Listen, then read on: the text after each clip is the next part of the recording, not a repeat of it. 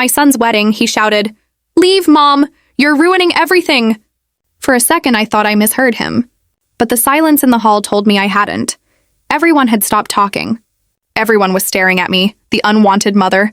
I stood frozen, my clutch trembling in my hands. My son, Adam, the boy I had raised after losing his father too soon, stood beside his new wife, Amelia, looking embarrassed but firm. My chest felt tight. I wanted to say something, but the words died before they could leave my mouth. "Mom," he said quietly, "please. Amelia doesn't want drama today." "Just go." My heart cracked, but I didn't argue. I turned and walked out of that fancy reception hall, my heels clicking against the marble, tears burning in my eyes. Outside, the wind felt cold.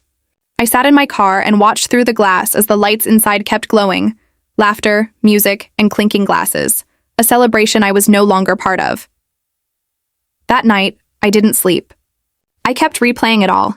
The humiliation, the whispers, Amelia's glare as if I had crashed her perfect world. I'd spent 3 months helping plan that wedding. I'd picked flowers, tasted cake samples, and even paid for the photographer because Adam's savings weren't enough. But in the end, I was the intruder. The next morning, my phone rang. It was Adam. His voice was sweet now, almost apologetic. The way it always got when he wanted something. "Mom," he began. "I'm sorry about yesterday. Amelia was stressed and I overreacted. You know how weddings are." I smiled bitterly, though he couldn't see me. "Of course, sweetheart. These things happen. Actually," he hesitated, "we were wondering, could we use the lake house for our honeymoon? We decided not to go abroad. Flights got too expensive, the lake house.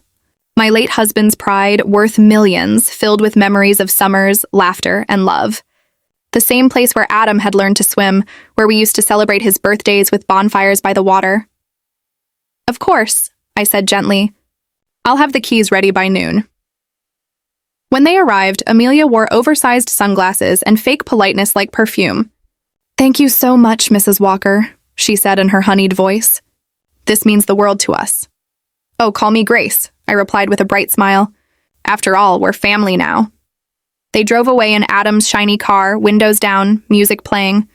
I stood on the porch, waving, but my smile faded the moment they turned the corner. I went back inside, sat at my kitchen table, and opened my laptop. The house's security system had been upgraded 6 months ago. Cameras in every room. A media server I could access remotely. It wasn't installed for protection, not really. It was installed because I'd stopped trusting easily.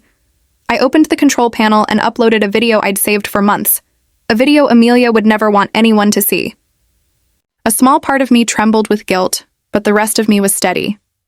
Sometimes you have to become what people think you are.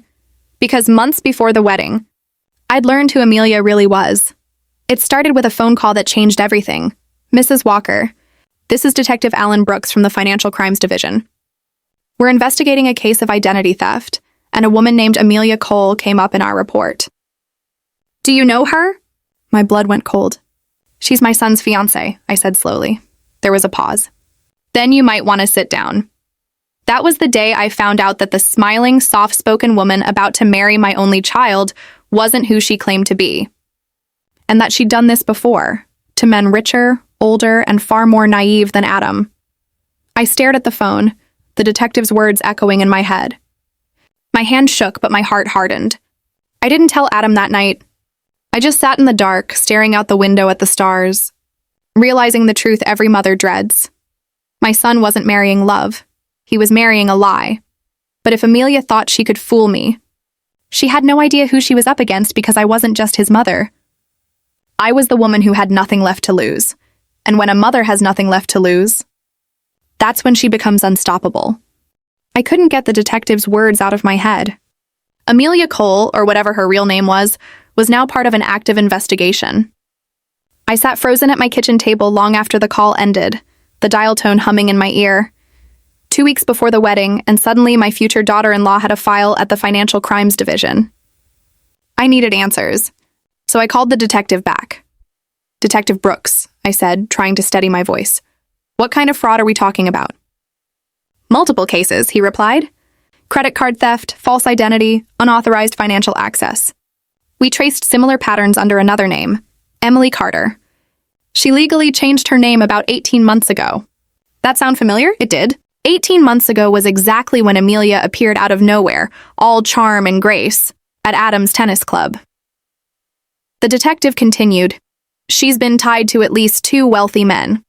Both relationships ended abruptly after large withdrawals from their joint accounts. Nothing proven yet, but you might want to be careful. My stomach turned. I thanked him and hung up. For a long moment, I just stared at my reflection in the dark window. I saw not the woman I used to be, kind, trusting, hopeful, but a stranger. A woman who had just realized her son was in danger. I needed to know more. The police couldn't do much without charges, but I could. I called an old friend from college, Lydia, now a private investigator. Within a week, she came to my house with a folder that made my skin crawl. "Grace," she said quietly, spreading photos and documents on my coffee table, "your future daughter-in-law is a professional manipulator." Inside the folder were photos of Amelia, or Emily, with 2 different men. Both older, both wealthy. In one photo, she was at a gala, laughing, a diamond necklace shining at her throat. In another, she stood next to a man in a wheelchair, smiling sweetly as if she were his caregiver. That man, Lydia said, tapping the picture, was Henry Palmer. Died suddenly after their breakup. She got a hefty settlement. The coroner's report listed the death as a heart attack, but she slid another paper toward me, the autopsy summary. Elevated levels of digoxin in his system, a medication that can easily cause heart failure if used wrong. My throat went dry. "Are you saying—" "I'm saying it's suspicious. Nothing proven, but the timing is convenient. 6 months after their separation, she walks away with over $2 million. I sat back, my heart pounding. And the second man? Jason Park, tech entrepreneur. Same story. Whirlwind romance, secretive marriage, fast divorce. He fell down the stairs at home. No charges, but his family filed a civil claim against her. It vanished quietly. I pressed my hands together. And now she's with Adam," Lydia nodded grimly. "She's good, Grace. She studies her targets. She finds men with money and emotional gaps, men who want to be needed. She adapts, becomes whatever they're missing. For a long time, I didn't speak. My eyes were fixed on a picture of Amelia, younger, brunette instead of blonde, holding a champagne glass. The same smile. The same charm. The same lie. She's dangerous, I whispered. Yes, Lydia said. And she's about to marry your son. I could have gone to Adam with everything. But I already knew how that would go. He'd defend her. He'd say I was jealous, controlling, or worse, desperate for attention. That's what love does. It blinds good people. So instead, I decided to wait. To plan. That night, I opened Amelia's social media profiles and studied every post. The fake smiles, the quotes about new beginnings, the comments from strangers calling her inspiring. I almost laughed. She'd fooled everyone. Everyone but me. Then I saw a photo from a private account Lydia had dug up. Amelia with another man. Not Adam. The date stamp was just 3 months old, and that was when the idea came to me. If the police couldn't stop her, I would. But I wouldn't shout. I wouldn't expose her in public. I would let her walk right into her own trap and make sure she never hurt Adam again. The video on my laptop and the one she thought she'd deleted was my weapon. But revenge wasn't enough. I wanted her to feel fear. The kind of fear I'd felt when I realized she was destroying my son's life. As I closed my laptop, my reflection caught my eye again. And for the first time, I didn't see a grieving widow. I saw a hunter, and Amelia Cole had just become my prey, but I didn't know then. She was watching me, too. 3 days before the wedding, Amelia asked me to lunch. I knew it wasn't out of kindness. People like her never do anything without reason. She chose a fancy restaurant by the river, one of those places where the waiters whisper and the plates look like artwork. When I arrived, she was already seated, smiling as if we were old friends. "Grace," she said sweetly, "thank you for coming. I know things have been tense." I sat across from her, pretending to relax. "Weddings are stressful," I said. "I understand." Her eyes sparkled, but her smile didn't reach them. "You know, Adam tells me how close you two are. I want that to continue. Family means everything to me." It was almost impressive, the way she could lie without blinking. "I'm glad to hear that," I replied evenly. "He deserves peace and love." She stirred her drink, her manicured nails tapping the glass. Of course, once we're married, there will be some changes. You know how it is. New boundaries, privacy. Adam and I want to handle finances and personal matters ourselves. It's important for couples to be independent. I almost laughed. There it was, the first move. Isolate him. Control him. Make sure his mother was on the outside looking in. I completely agree, I said, watching her carefully. A husband and wife should trust each other. She leaned in slightly, her tone lowering. Exactly. And I think it would be best if Adam didn't have to feel torn between us. You understand, right? Oh, I understood perfectly. She was marking her territory. I smiled politely. Of course. Though I hope you understand something too. What's that? She asked, her expression calm but wary. That I always know when someone's lying to me. For the first time, her smile faltered. Excuse me? Emily Carter, I said softly, watching the color drain from her face. Or would you prefer Amelia Cole? It's hard to keep up with your new names, she froze. For a second, the polished facade cracked. Then she recovered, though her voice came out strained. I don't know what you're talking about. Yes, you do, I said. And so do the detectives, the investigators, and at least 2 families who would love to see your name back in the papers. Her fork clattered against her plate. You have no proof. Oh, I have plenty. Photos, documents, a lovely video too. The one you thought was gone? Her eyes widened, and I could almost hear her heart racing. You hacked me? I protected my son. You're bluffing. I leaned forward, lowering my voice until it was just a whisper. Try me. She stared at me for a long moment, breathing hard. I could see her mind spinning, calculating, analyzing, trying to find control again. Finally, she whispered, What do you want? I want you to be a good wife, I said quietly. I want you to love my son and never give me a reason to expose you. Because if you hurt him, even once, I will ruin you. And you know I can. She didn't answer. The mask was gone now. What sat across from me wasn't a blushing bride. It was a predator, cornered and furious. You're making a big mistake, she hissed. Maybe, I said, standing up. But it won't be my first. I left her sitting there, pale and shaking, surrounded by untouched food and stares from nearby tables. My hands trembled as I walked out of the restaurant, but inside I felt lighter. That night I lay awake replaying our conversation. I'd won for now.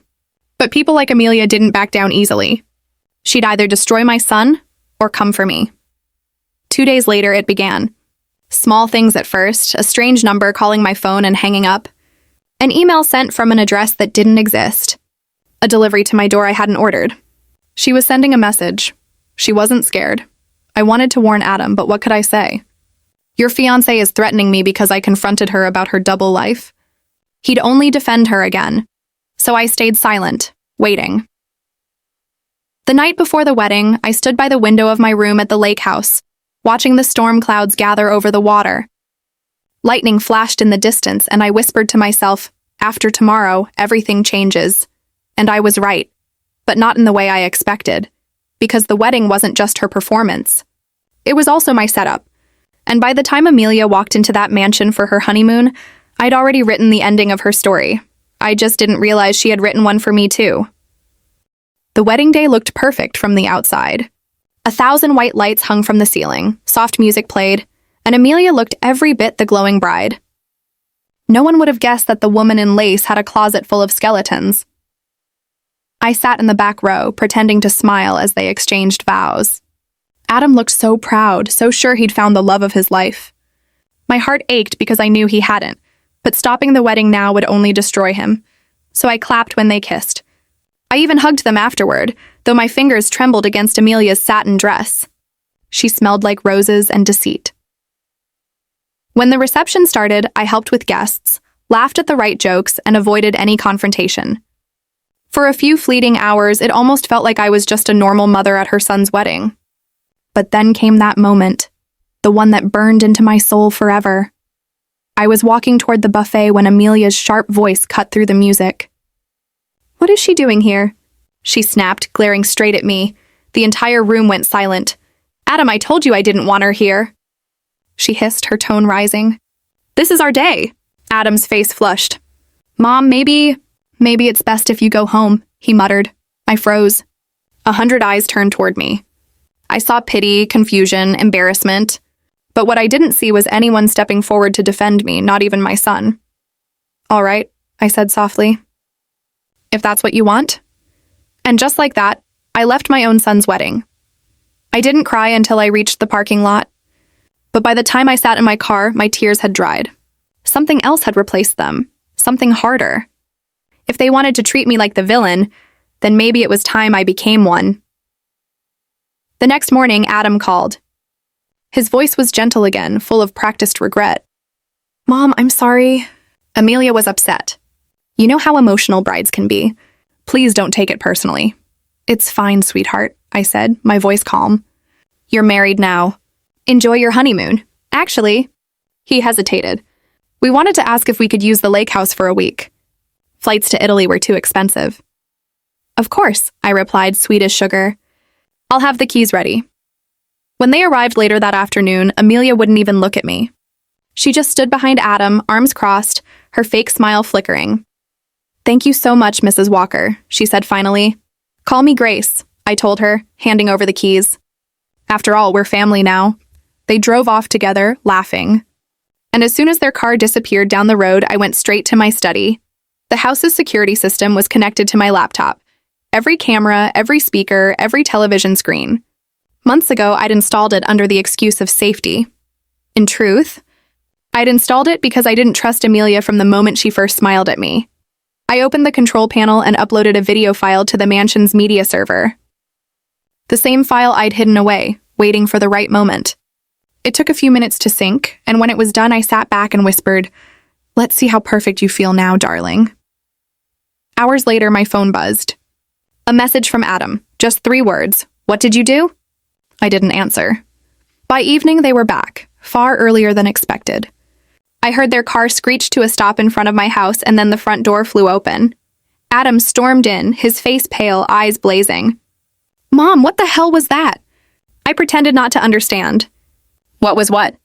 Amelia stood behind him trembling, though whether from fear or fury I couldn't tell. "The video," Adam shouted. "It played on every screen in the house. Every TV, every speaker. How could you?" I gasped, covering my mouth. "Oh my goodness. Was there some kind of system error?" "Cut the act," he snapped. "You did this." Amelia finally spoke, her voice cracking. "She's trying to destroy me." "She's lying, Adam." "None of it's true." I looked at her with practiced innocence. "Then you won't mind explaining to him what it is, dear." Adam's hands shook. "What video, Amelia?" She didn't answer, so I did. "The one where you talk about how easy it was to fool my son. About how you planned to take everything once you married him." Adam turned to her. Disbelief painted across his face. "Is that true?" Amelia started crying, pleading, denying, all at once. But I knew that look in her eyes. It wasn't guilt. It was panic. The mask had cracked, and the real woman underneath was clawing to stay hidden. I walked to my desk and pulled out a file. "If you need more proof," I said, handing it to Adam, "this should clear things up." He opened it, and the room went silent.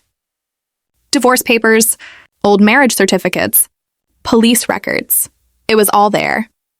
For the first time, I saw the truth sink into his eyes. The heartbreak, the disbelief, the betrayal. Amelia backed toward the door, shaking her head. "You don't understand, Adam. I did it for love." He stepped back, voice trembling. "You don't even know what love is." I turned away as she broke down, sobbing on the floor. It wasn't satisfaction I felt. Not exactly. It was something darker. Something almost like justice. But as I watched my son's heart shatter, I wondered if maybe revenge always came at too high a price, and I had no idea that price was about to rise even higher. For days after that confrontation, the house felt haunted. Adam barely spoke. The sound of his footsteps in the hallway had changed. Slower, heavier, as if every step carried the weight of betrayal. He stayed in his old room for 2 nights before finally talking to me. "Mom," he said quietly one morning, standing in the doorway. "I'm sorry. I should have believed you. I didn't say I told you so. I simply smiled even though my heart ached." "You loved her," I said. "Love makes fools of all of us." He nodded, eyes hollow. "She's gone. Packed her things last night. I don't know where, but I knew better. Amelia, or whatever name she'd use next, wasn't the type to run. She was regrouping, planning her next move, and I was right. 2 weeks later, a letter arrived. It was from a law firm, thick, official, and cold. I opened it with trembling fingers and read the words that made my stomach twist. Our client, Mrs. Amelia Cole Walker, intends to file for divorce on grounds of emotional abuse and defamation, seeking half of all marital assets, spousal support, and damages. I laughed out loud. A short, bitter laugh. She'd turned herself into the victim. That afternoon, Adam came home from work, pale as paper. "She's suing me," he said, dropping into the chair opposite me. "She says you and I humiliated her publicly, that you hacked her devices and made fake evidence." "She's bluffing," I said, pouring him tea like nothing was wrong. "She can't prove any of it. But what if she can twist it?" He said. "She's good at lying, Mom." I placed a hand over his. "Then we'll be better at the truth." A week later, her lawyer called me directly, a smug, confident man named Robert Kane. His voice oozed arrogance. "Mrs. Walker," he said, "my client is deeply distressed. She's prepared to go to the press about your unlawful invasion of privacy, hacking, and psychological harassment." "How interesting," I said coolly. "Does your client also plan to discuss her previous marriages and her history of financial fraud?" There was silence on the other end. "I see," I continued. "You might want to review her background before you threaten me, especially the Palmer and Park cases. Their families would love to talk about her again." He cleared his throat. "If you have no legitimate evidence—" "Oh, I do," I interrupted. "Enough to make your client disappear for good." That ended the call. But I knew Amelia wasn't done. The following week, she came to my house. She didn't knock. She just appeared on my porch one rainy afternoon, her hair wet, her eyes cold. "We need to talk," she said. I wanted to slam the door, but something stopped me. Maybe curiosity, maybe caution. I stepped aside. She stood in my living room, dripping water onto the carpet, scanning the photos on the walls. "You really did it," she whispered. "You turned him against me." "I didn't have to," I said calmly. "You did that yourself." She turned to face me, trembling but defiant. "You think you've won, don't you? You think you've destroyed me?" "I don't think anything," I replied. "I know what you are. And now Adam knows too." Her lips curved into a cruel smile. "You should have stopped while you were ahead. I could still ruin both of you." "How?" "You've already lost your reputation, your marriage, and your mask. What else is left?" Her expression hardened. "Money," she said flatly. "I want $2 million. Transfer it quietly and I'll vanish. No court, no press, no scandal." I stared at her, stunned by her audacity. Then I actually laughed. $2 million? You really don't know when to quit. You think I'm bluffing?" She snapped. "You release that evidence and I'll drag Adam through every headline. He'll be known as the man who drove his wife to ruin. Your perfect son will be pitied, mocked, and hated. The internet will tear him apart. I'll make sure of it." My smile faded. She was evil, but she wasn't stupid. I could see the calculation in her eyes. She was using guilt now, not greed. "You know what's funny, Amelia?" I said softly. "You always underestimate mothers. You see kindness as weakness. But mothers like me, we don't stop until the threat is gone." Her smirk faltered. "You wouldn't dare." "Oh, I already have," I said, walking to my desk and pulling open a drawer. I set a manila envelope on the table between us. Inside are copies of everything: your old identity records, your ex-husband's files, and surveillance footage from one of those nights you claim you don't remember. You walk away quietly, and this never sees daylight. She looked at the envelope as if it were a snake. "What if I refuse?" she asked, her voice barely a whisper. "Then you'll see your face on the evening news," I said. Again, she didn't speak for a long time. Rain battered the windows, thunder rolled in the distance, and I could see her realizing she'd been outplayed. Finally, she nodded once. "You're dangerous," she said. "No," I replied. "I'm a mother." She turned and left without another word. I watched her walk down the driveway and disappear into the storm. I should have felt relief. But all I felt was exhaustion, the deep, bone-heavy kind that only comes after surviving a war you never wanted to fight. Still, I couldn't rest yet. Because with someone like Amelia, silence didn't mean surrender. It meant planning, and I had a feeling she wasn't quite done with us yet. For a few quiet weeks, life almost felt normal again. Adam was healing, slowly, painfully, but he was healing.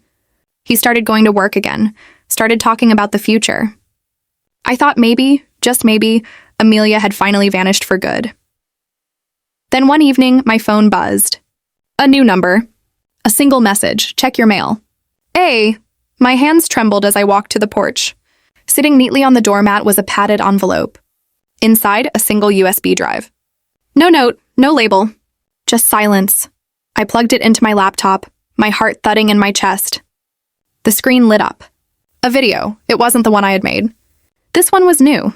Footage of me at my desk, talking to Lydia, my investigator, discussing Amelia's real identity, planning how to expose her. There were timestamps, recordings, even clips from my own security camera feed. She'd hacked me. The realization hit me like ice. I'd thought I was the hunter, but all along she'd been watching too. The video ended with my voice saying, "I'll destroy her if I have to." That night, Amelia called. Her tone was calm, almost smug. "You're not the only one who knows how to dig, Grace," she said. "If I release this, everyone will see you as a bitter old woman who framed her daughter-in-law. Imagine the headlines. Mother-in-law plants fake evidence. What do you want?" I whispered. She laughed softly. "The same thing I always want. Control. But don't worry, I've decided to let you keep your little empire. Just remember, I can ruin you whenever I want." She hung up before I could reply. I sat in the dark for hours, shaking. For the first time, I was afraid. Not for me, but for Adam. He'd finally begun to find peace, and I couldn't let her tear that apart again, so I called Lydia. "We have to end this," I told her. "Not with revenge. With proof." It took a week of digging, late nights, and quiet coordination, but Lydia found what we needed: the missing link. Footage from a neighbor's camera the night Amelia's last husband, Jason Park, died. It showed her leaving his house at midnight, returning at 1 a.m., then leaving again minutes later. It wasn't enough to convict her, but enough to reopen the case. I printed every document, every timestamp, every photo. Then I sent them to Amelia, anonymously. A simple note was attached. Tick-tock. For days, nothing happened. Then one morning, a black car pulled into my driveway. Amelia stepped out, wearing sunglasses and that same ice-cold smirk. She walked right into my living room and said, "You think you've trapped me?" "I don't need to trap you," I said quietly. "You've done that yourself." Her smile faltered. I set a file down on the coffee table. "These go to the police tomorrow. Unless, of course, you'd rather end this peacefully." Her jaw tightened. "What do you want?" "A confession," I said. "Not about the deaths, not about your past. Just the truth, that you married my son under a false identity and for financial gain. Sign it, walk away, and disappear. No court, no jail. Just gone." She stared at me for a long time, then slowly sank into the chair across from me. "You really would have made a great con artist, Grace." "I'm just a mother protecting her child." She picked up the pen, hesitated, and then signed. And just like that, it was over.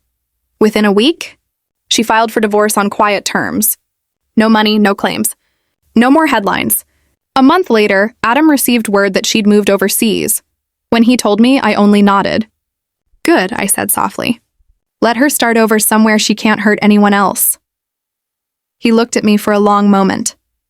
"You scare me sometimes, Mom." I smiled faintly. "You should be grateful for that. Life moved on after that. Slowly, like healing after a wound." Adam found work in a new city, met a woman named Claire. Kind, steady, honest to her core. When I met her, she brought flowers and homemade cookies. No hidden motives, no secrets behind her smile. Just warmth. Months later, they got engaged. The wedding was small, quiet, held in my garden beside the lilacs. When Adam and Claire exchanged vows, I finally felt something I hadn't felt in a long time. Peace.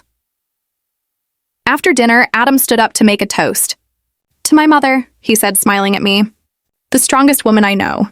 She taught me that love isn't blind, it's brave. And sometimes the people who save you are the ones you least want to hear from." Everyone clapped.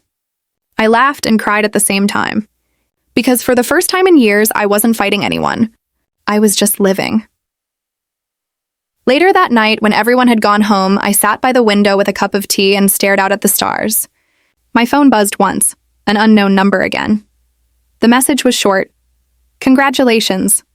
I hope he chose better this time. I stared at it for a moment, then deleted it. Some battles never truly end. But I'd already won the war, because my son was safe. He was loved. And the woman who had once tried to destroy us would never touch our lives again. Sometimes victory doesn't look like revenge. Sometimes it looks like peace. And sometimes being a good mother means being willing to be the villain in someone else's story.